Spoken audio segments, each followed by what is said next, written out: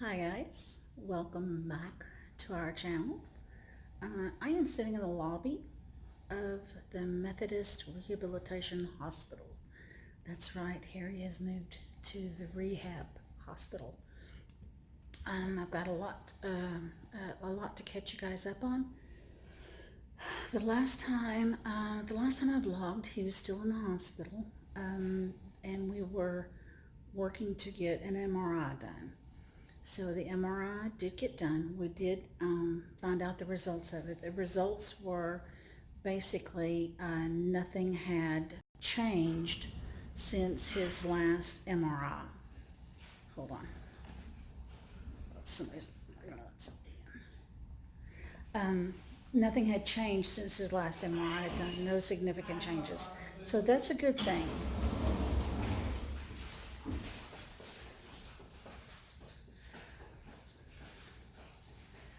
I'm in the lobby because once you leave, you can't get back in. But I guess if I was to go outside, I don't know, it's kind of quiet in here, so I'll just film in here. I hope you guys can hear me. I'm just trying to keep my voice low. So anyway, no significant changes on the MRI. They did have some trouble keeping his blood pressure down once they got it back up from the original intake amount. But they did get it stabilized, and after that, this was this past Tuesday. Today is what is that? I can't read it. The 25th, and that's so sad. Today's the 25th. Today is Thursday, so it's a week ago today that Harry went to the heart doctor, and the heart doctor called the ambulance. So Tuesday, this past Tuesday, he was able to get released from the hospital, but released into rehab. Get released into rehabilitative care. So we're here at the rehab place. It is called the acute. It's acute rehabilitation therapy, meaning they work with him 3 hours a day, not 3 hours at a time. It's usually an hour in the morning, an hour in the afternoon, an hour in the evening, for physical therapy and speech therapy. So he has a room here. It's a private room. He's watching basketball right now, so I stepped out to record this. He is doing well, relatively well, although today I had a mutiny on my hands. He called me at 2 o'clock this morning, and he wanted to go home. He wanted me to come get him. We wanted to go home immediately. So of course I came this morning about 10 o'clock, and what he was upset about and what got me upset was that we had found out that the internist doctor, one of the doctors here, had cut him off from all of his pain medication. So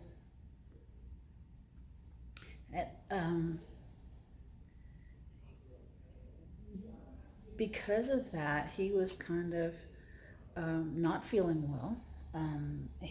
I was upset because nobody had discussed that with me. Nobody discussed taking him off all of his pain medication, cold turkey. So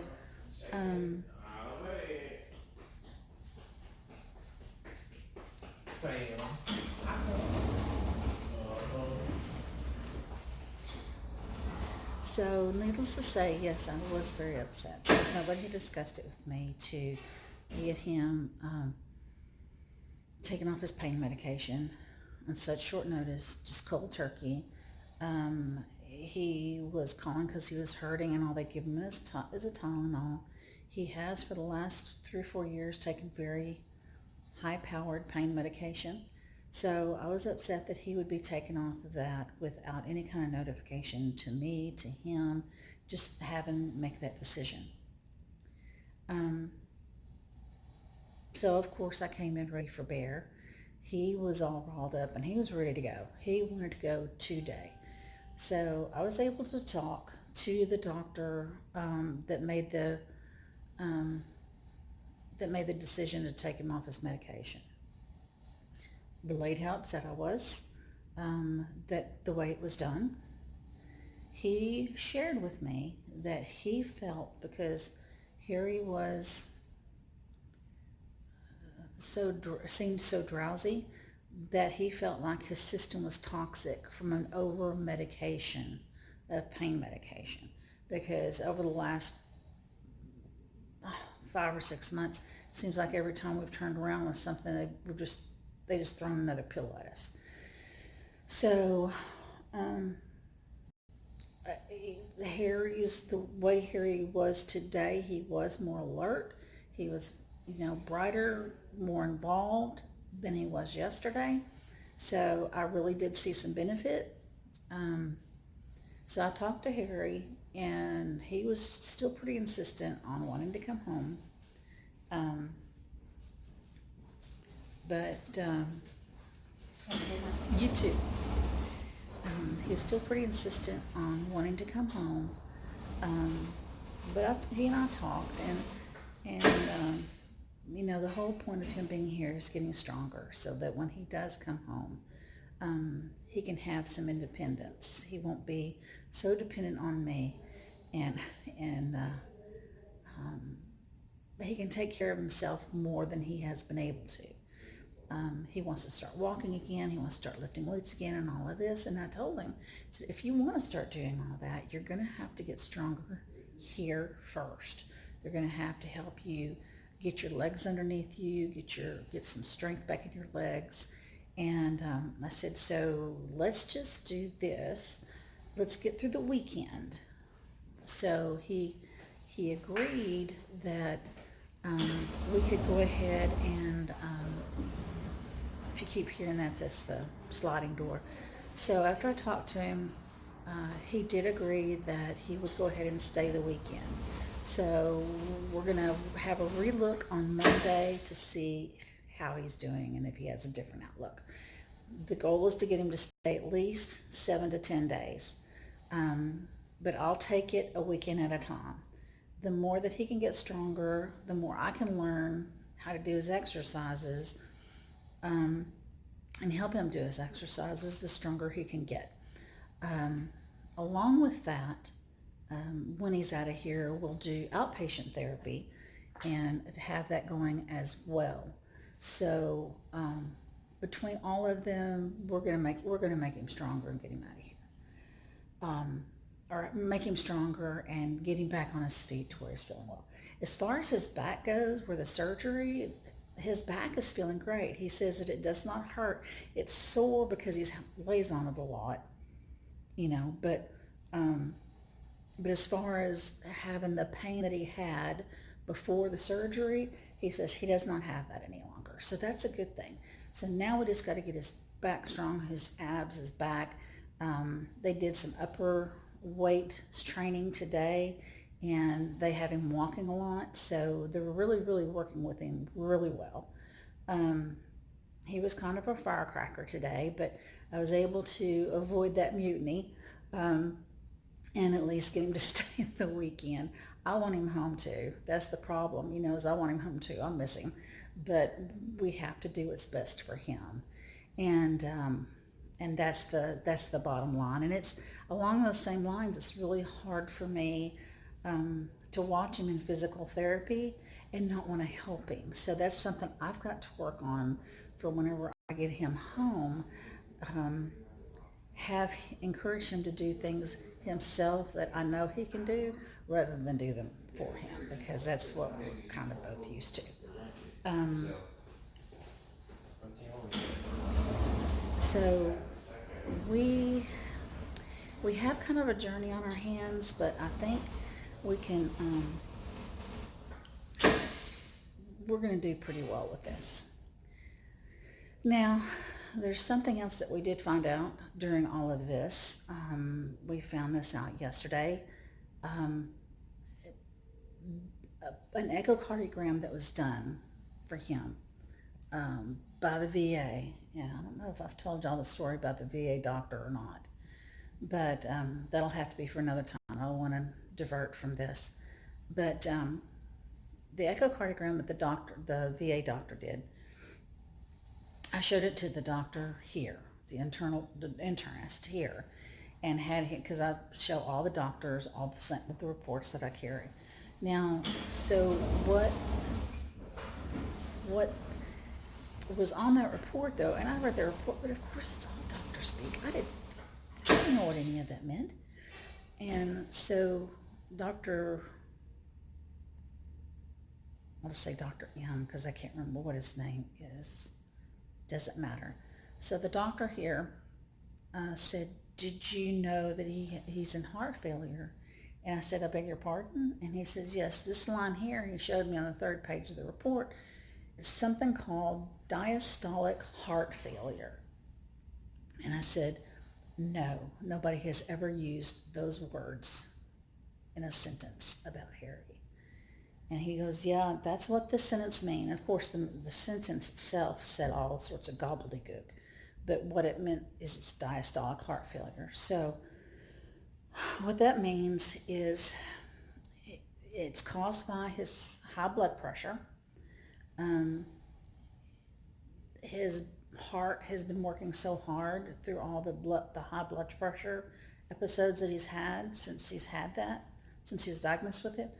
And so this particular thing is caused by high blood pressure, and his left side of his heart, it hasn't atrophied, but it's become very thick, and it's not working properly. So what happens is that it's having a harder time pumping the blood through his body. And we're normally, as the heart beats, this is the way the doctor explained it, as the heart beats, even though it beats fast, it takes a break between each heartbeat. So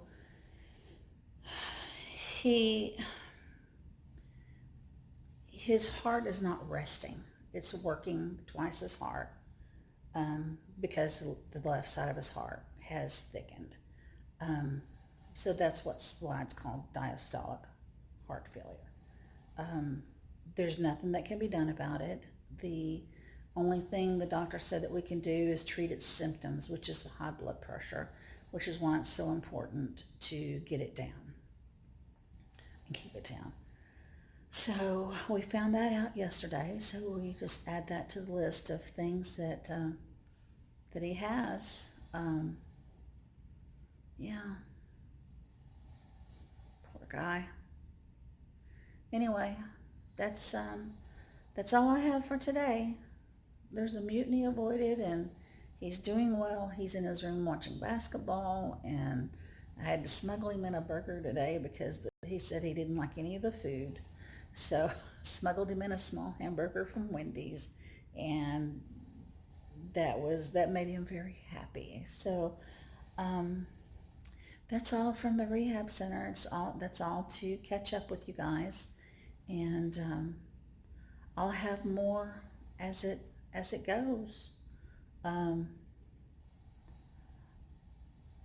What else? Oh yeah, a shout out to my bonus son John. Thank you, John. John came up and sat with his dad Tuesday night, so I could go see Queen.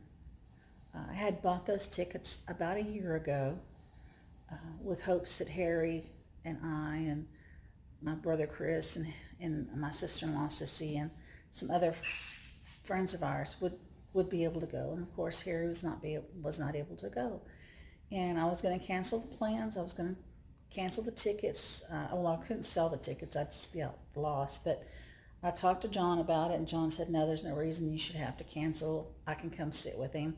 So he did. So he gave me a little break there, and I was able to go out and have some fun with my brother and sister-in-law and some friends. And I think as a caretaker, we all need those breaks. And I was feeling really guilty about doing it. And several people just kind of put their arms around me. I said, no, you need some time yourself because you've been involved, enveloped in all of this. So I did, and I had a good time with Harry's blessing, and I told him all about it on Wednesday, um, and I wish he had been there with me, and he wishes he could have been there with me, but I still had a great time, and I could not have done that without the support from family. So caretakers, we got to take care of ourselves. We got to have some time for ourselves, and it's okay to do that. We don't need to feel guilty for needing some time for us. It doesn't mean that we love our loved ones any less. It just means that we have to take care of ourselves, our well-being for that, so that we can be good, productive caretakers. So anyway, that's it. I'm rambling now because it's getting late. I'm getting tired, and this looks like it's 16 minutes, and I hate to keep y'all in a 16-minute video. So let me edit this and get this out, and thank you for your continued thoughts and prayers, and I'll talk to y'all later.